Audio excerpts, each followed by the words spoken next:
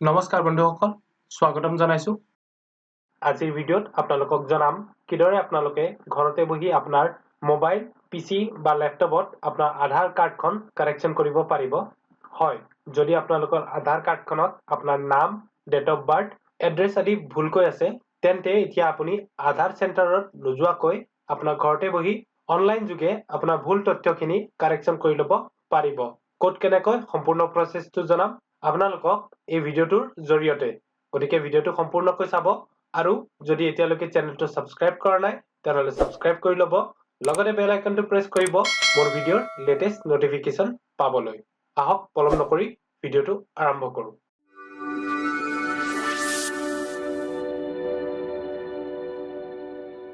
আপোনাৰ আধাৰ কাৰ্ডখন online correction কৰিবৰ কাৰণে প্ৰথমতে আপোনালোকে এই ৱেবছাইটটোলৈ আহিব লাগিব ৱেবছাইটটোৰ লিংক মই মোৰ ভিডিঅ'ৰ ডেসক্ৰিপচনত দি দিম তাৰ পৰা গৈ আপোনালোকে এই ৱেবছাইটটো এক্সেছ কৰি ল'ব পাৰিব ৱেবছাইটটোলৈ অহাৰ পিছত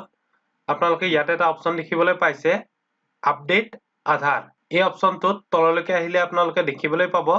update demographics data online update demographic data online এই অপচনটোত আপোনালোকে ক্লিক কৰিব এতিয়া আপোনালোকে এখন নতুন পেজ দেখিবলৈ পাইছে ইয়াত আপোনালোকে দেখিবলৈ পাইছে আধাৰ সেলফ সাৰ্ভিস আপডেট পোৰ্টেল ইয়াতে আপোনালোকে নিজে অনলাইন যোগে আপোনাৰ আধাৰৰ আপডেট কৰিব পাৰিব তললৈকে আহিছো ইয়াত আপোনালোকে দেখিবলৈ পাইছে you can now update your name date of birth gender address and language online ইয়াতে আপোনালোকে proceed to update আধাৰ এই অপচনটোত ক্লিক কৰিব এই অপচনটোত ক্লিক কৰাৰ পিছত এখন নতুন উইন্ডো শো হৈছে ইয়াতে আপোনালোকে এন্টাৰ আধাৰ নম্বৰ এই অপচনটোত 12 ডিজিটৰ আধাৰ নম্বৰটো ইয়াত টাইপ কৰিব লাগিব তাৰ পিছত আপোনালোকে এই অপচনটোত ক্যাপচা টাইপ কৰিব তাৰ পিছত সেন্ড ওটিপি অপচনটোত ক্লিক কৰিব মই আধাৰ নম্বৰটো এন্টাৰ কৰি লৈছো মই ইয়াত মোৰ আধাৰ নম্বৰ আৰু ক্যাপচাটো টাইপ কৰি লৈছো এতিয়া আমি সেন্ড ওটিপি অপচনটোত ক্লিক কৰিছো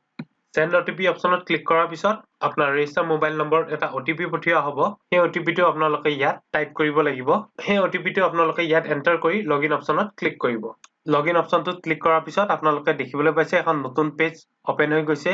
ইয়াত আপোনালোকে দেখিবলৈ পাইছে আপডেট ডেমোগ্ৰাফিক ডাটা ইয়াতে আমি দুটা অপচন দেখিবলৈ পাইছো আপডেট ডেমোগ্ৰাফিক ডাটা আৰু দ্বিতীয়তে আছে update address via secret code ইয়াতে আমি এতিয়া আপডেট ডেমোগ্ৰাফিক ডাটা এই অপচনটোত ক্লিক কৰিছো এতিয়া আপোনালোকে দেখিবলৈ পাইছে পুনৰ এখন নতুন পেজ খোল খাই গৈছে ইয়াতে আপোনালোকক অপচন দিছে সিলেক্ট কৰিবলৈ কি আপোনালোকে আপডেট বা কাৰেক্ট কৰিব বিচাৰে language gender address email name date of birth mobile number এইখিনিতে উল্লেখ কৰিব বিচাৰিছো আপোনালোকে আপোনালোকৰ জেন্ডাৰ এবাৰহে চেঞ্জ কৰিব পাৰিব নাম আপোনালোকে দুবাৰ চেঞ্জ কৰিব পাৰিব আৰু ডেট অফ বাৰ্থ আপোনালোকে কেৱল এবাৰহে চেঞ্জ কৰিব পাৰিব গতিকে আপোনালোকৰ আধাৰ কাৰ্ডখনৰ কাৰেকশ্যনৰ সময়ত আপোনালোকে সাৱধান হোৱাটো খুবেই প্ৰয়োজনীয় মই যেহেতু ইয়াতে ডেট অফ বাৰ্থ কাৰেক্ট কৰিম গতিকে মই ডেট অফ বাৰ্থ অপচনটোত ক্লিক কৰিছো যদি আপোনালোকে নেম কাৰেক্ট কৰিব বিচাৰে নেম অপচনত আপুনি যদি অন্য কিবা এটা অপচনো ইয়াত আপডেট কৰিব বিচাৰে বা কাৰেক্ট কৰিব বিচাৰে তেনেহলে আপোনালোকে ইয়াত সিলেক্ট কৰি ল'ব পাৰিব মই ইয়াত ডেট অফ বাৰ্থ সিলেক্ট কৰিছো তাৰ পিছত আমি প্ৰচিড অপচনটোত ক্লিক কৰিম এতিয়া আমি এখন উইন্ডো ইয়াত দেখিবলৈ পাইছো ইয়াতে মই আগতে কোৱা কথাখিনি আপোনালোকক উল্লেখ কৰি দিয়া আছে নাম আপোনালোকে দুবাৰ চেঞ্জ কৰিব পাৰিব ডেট অফ বাৰ্থ এবাৰ আৰু জেন্ডাৰ এবাৰ চেঞ্জ কৰিব পাৰিব you have selected date of birth data field to be update মই যেহেতু date of birth select কৰিছো গতিকে ইয়াত মোৰ date of birth টো আপডেট কৰিম বুলি শো কৰা আছে তললৈ আহি আমি এই বক্সটো চেক কৰিম চেক কৰি আমি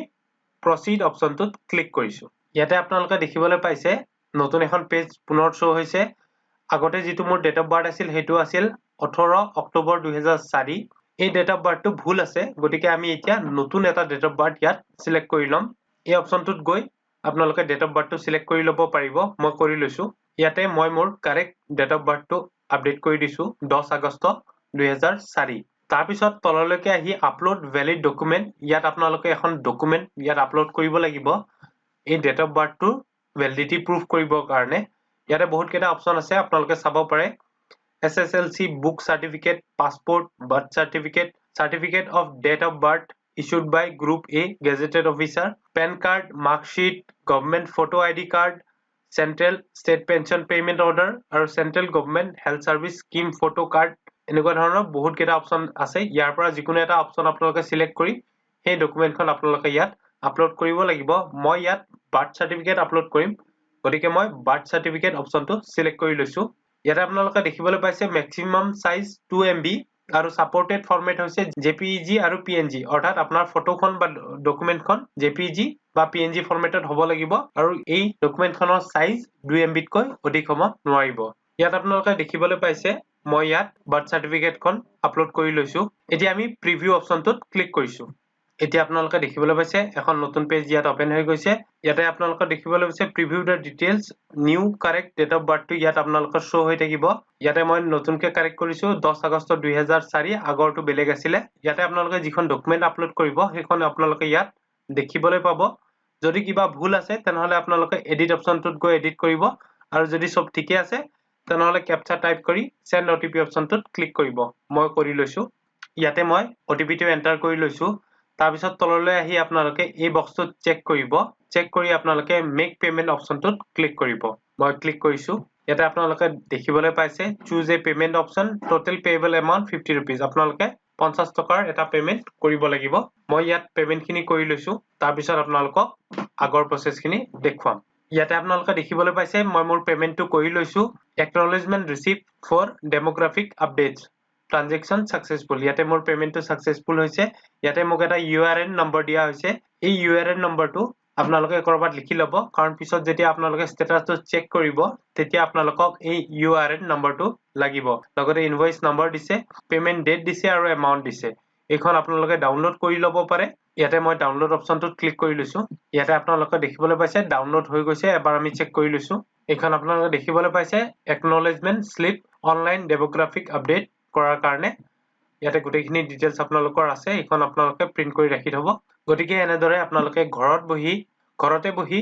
আপোনাৰ মোবাইল PC বা ল্যাপটপৰ যোগেদি আধাৰ কাৰ্ডখনৰ কাৰেকচন কৰি লব পাৰিব গতিকে যদি আপোনালোকে ভিডিওটো ভাল পালে তেনেহলে ভিডিওটো লাইক কৰিব আৰু যিমান পাৰে ভিডিওটো শেয়াৰ কৰিব আৰু যদি এতিয়ালৈকে চেনেলটো সাবস্ক্ৰাইব কৰা নাই তেনেহলে চেনেলটো সাবস্ক্ৰাইব কৰি লব কাৰণ মই প্ৰায় এনেকুৱা ধৰণৰ ইনফৰমেটিভ ভিডিও আপলোড কৰি থাকো ভিডিওটো চোৱাৰ বাবে ধন্যবাদ